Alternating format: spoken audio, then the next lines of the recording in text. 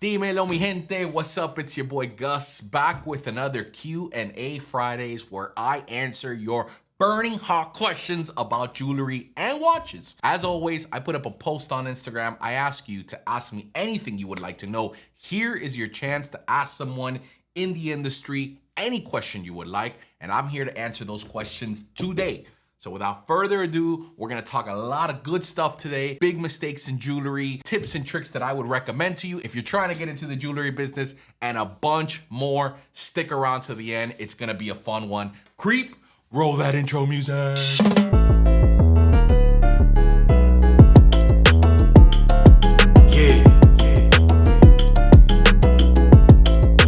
GusVillaJewelry.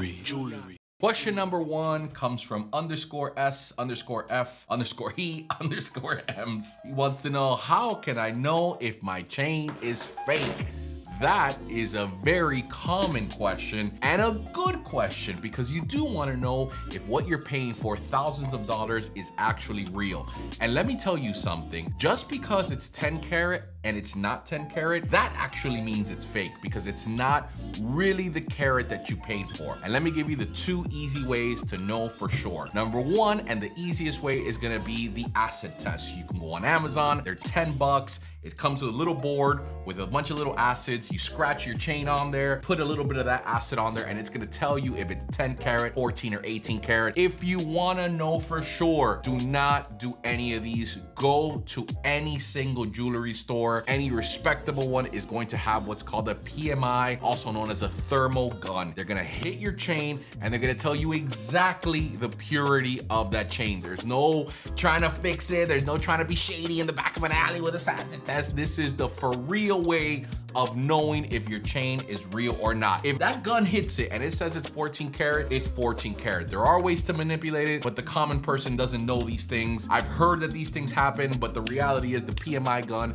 is the 100% surefire way to know if what you bought is real, which is a perfect segue into knowing stop buying mid-carat jewels from jewelers. Please, guys, when you purchase 10 karat, it better be 10 karat. When you purchase 14 karat, it better be 14 karat. And tell them to hit it with the gun before you flash plate it. And that's something that you're gonna thank me for later. The jeweler will know what you're talking about when you ask them that. Question number two comes from his M1s. They want to know, how long do you need to wait to get a cubit?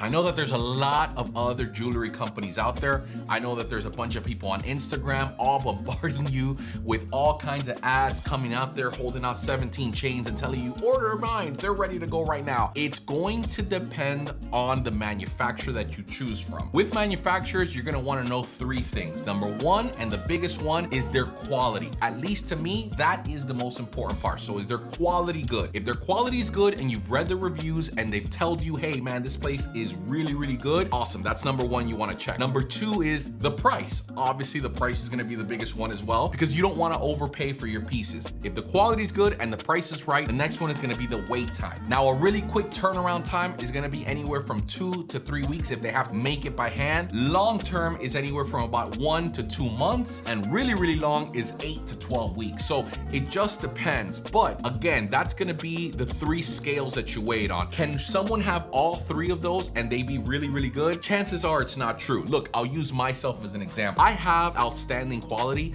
and my wait time is only 14 to 15 days. However, my price is not the best price. And you're hearing it from the horse's mouth. I'm not gonna lie to you. There are jewelers out there going out there and selling things for so cheap, it's ridiculous. They're literally making pennies on every single chain that they make, but they're also pumping out mid-tier quality. You can't have all three. No one's gonna be able to turn everything around and have high quality and also be able to give you a really good price. There's always gonna be something that's lacking. And in my case, the one that's lacking is the price. I do have more expensive prices, but because I take trade-ins from all these other jewelers that supposedly make these really awesome chains, when the reality is they make crappy chains because they're pumping out more volume, as opposed to something that I take care of every single one of those chains that leaves my shop. It's the same example that I give everyone all the time. Do you want a burger from McDonald's that's 29 cents on Wednesdays, or do you want a mom and pop shop that's gonna give you a gourmet burger? Yeah, you're gonna have to wait a little bit longer. Yeah, you're gonna have to pay a little bit more, but it's gonna be a much better burger overall. Some people want the McGee's,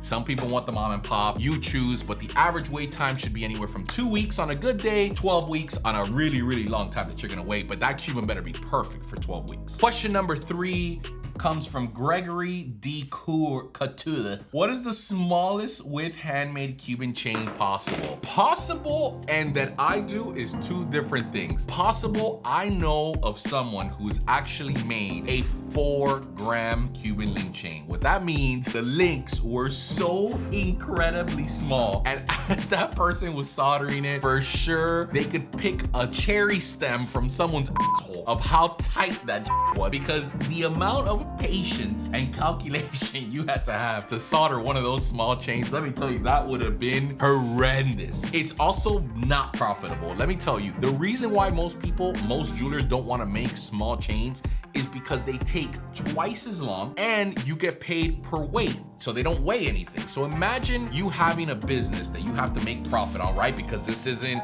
a charity, this isn't Goodwill. I have to make money on the chains and I make money per weight. If I have to make a little small chain that weighs about 80 grams and charge you the same exact amount that I do for a kilo chain that takes me half the time, I'm literally going to be losing money if I make anything smaller than 5mm by hand. And rest assured, these 5mm, 6mm, and 7mm, and even 8mm are going to come with a premium because number one, they're very labor intensive, and number two, it's really hard to make. There are a bunch of people that try to make them and they suck at it, and you could see it. And that's why these mall jewelers that sell Italian made jewelry reap the benefits, because they make these by machine in Italy and they look really good. And so why am I gonna sit there and try to make something that barely makes me money, and on top of that, someone's selling it at the mall for a much cheaper price? I hand make all my chains and I make it with the utmost quality because I love you guys and I want my name behind these quality chains to be something that you're proud to wear. So the thinnest that I make is 5mm, but the thinnest all-time possible,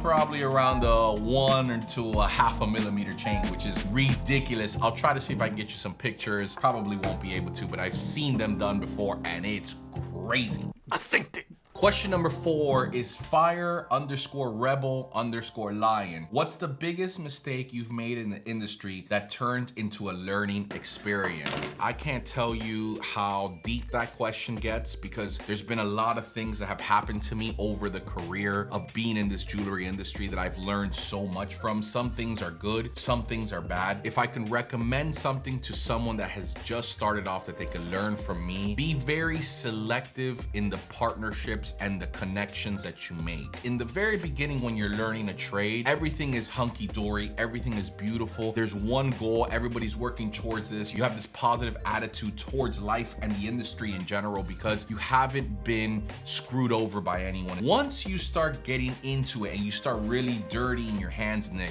you realize that this jewelry industry is a nasty business. And you begin to make connections with people that you think also hold your same values and hold your same goals. But at the end of the day, they don't. They have their own separate agenda and those agendas don't match. And if I could learn from experiences and relationships that I've had to disconnect myself from and learn from, that has been the biggest experience. They're the biggest mistakes because you go into them thinking that you are gonna be the next Harry Winston, but the reality is you don't. Your values begin to change, egos get in the way, your core beliefs come into question, and then you have to start looking within and realize, okay, am I selling out for money? Am I doing the right thing? Am I making the right connections? Am I making the correct decisions? If you're an up-and-coming jeweler or someone that wants to get into this industry, I strongly encourage it because it is something that's very rewarding. However, be careful who you do business with. Not everything is golden, the grass ain't greener on the other side, and things aren't always what they seem. Shake hands with the correct people, but at the same time, keep a level of disconfidence towards people because not everyone has those good intentions like when you first started this jewelry industry. Learn from them, which I certainly did the hard way, and it's something that I never ever take for granted, but at the same time, just be very cognizant of it and be very careful about that. Question number 5 and final question comes from Thomas. Malin wants to know, when you were first getting started, how did you bring in clients? That is probably the best question of this Q&A Fridays, which again, if you have any questions, drop a comment down below. The answer to that is I didn't really know how. I knew that I had this special gift, which was to create content via social media, but I really had no idea how it was gonna bring in clients. Now, I left a business which had a big book of clients, and I didn't really have to worry about getting new customers because they were constantly coming in, to starting out my new brand with my own name in it, having absolutely no experience with no book of clients. I started off with lots and lots of patience. I would start with my local apps like Facebook Marketplace, OfferUp, and I would start selling little small things just to cover payroll. That's how it started. Some weeks I didn't even have money to cover payroll, and I had to take money out of my own personal funds to cover some of the employees. But little by little, I kept on posting every single day through social media, on YouTube, on TikTok, and Facebook, and this snowball effect started happening. It didn't happen 1 week to another. It didn't even happen 1 month to another. It happened about 3 to 6 months in before people actually started noticing who I was, with influencer programs that I sent out a bunch of free chains in the beginning because no one had a clue who I was the only way I was able to get eyeballs on my website. Little by little, post by post, start with social media. You don't need a lot of money. You don't ever need to promote any one of your stories or your posts, and you don't need to pay for ads. Do it organically, put a camera in front of your face. I know it's really uncomfortable, but that's the way you're gonna get eyeballs on your business. Be truthful, post every single day, twice a day like I used to in the beginning, and eventually after 3 to 5 months, if you're patient and you get good at creating content, which you will if you're consistent about it, you will begin to bring leads into your jewelry business, and that's how you do it. Eventually, if you do things the right way, those people are gonna tell other people, they're gonna tell other people, they're gonna tell other people, and you will begin to bring in brand new clients without even having to do social media posts or any sort of marketing at all. Really, it just becomes word of mouth. Great question, and I wish you luck for the person who asked me that if you are trying to bring some clients into your new business. That about does it for another Q&A Fridays, guys. If you have any questions, don't wait for that post on Instagram. Drop it right down below, right here in these comment sections. Just do it. I'll grab the comment and I'll grab it right here. You don't have to go nowhere. One-stop shop, baby. Of course, if you're in the market for a Cuban link chain, whether it be silver or gold over silver, whatever it is, custom pendants, custom rings, if you're gonna pop that question and you need to create the perfect engagement ring, don't go out there and pay tens and thousands of dollars on some brand name because they have a bunch of commercials on TV. Come to your boy, we'll help you out. You can talk to me directly. We'll make that dream come true. We'll make all of your jewelry dreams come true. And of course, subscribe to the channel, share it, hit the notification bell. God damn it, anytime I post, you should be the first one to see it because you love me and I love you. See you guys next time. Holla at me.